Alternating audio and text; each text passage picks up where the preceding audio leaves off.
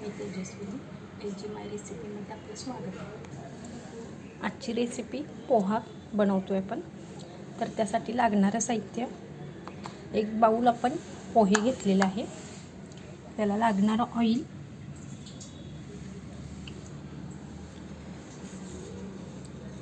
जिरे मोहरी, कांदा, मिरची, कढीपत्ता, लिंबू, कोथिंबीर, शेंगदाणे आणि हळद पावडर।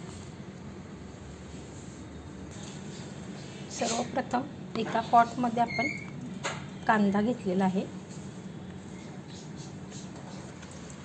कांदा घातलेला आहे, मिरची ॲड करतोय आपण, कढीपत्ता, जिरे, मोहरी, शेंगदाणे,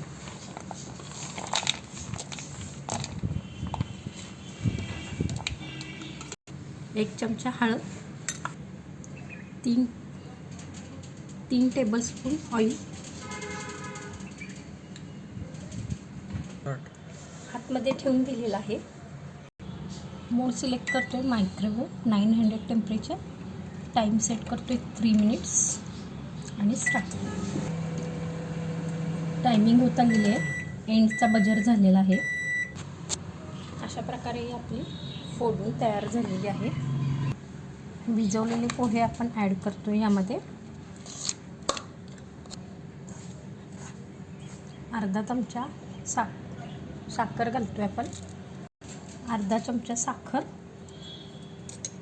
अर्धा चमचा मीठ घातलेलं आहे। अशा प्रकारे हे सगळं मिक्स केलेलं आहे।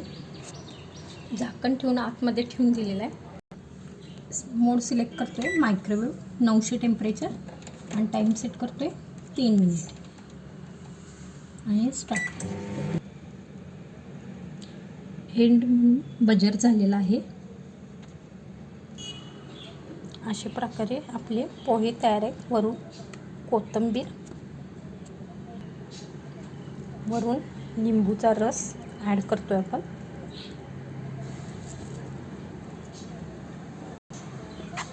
सर्व मिक्स करून घेतोय।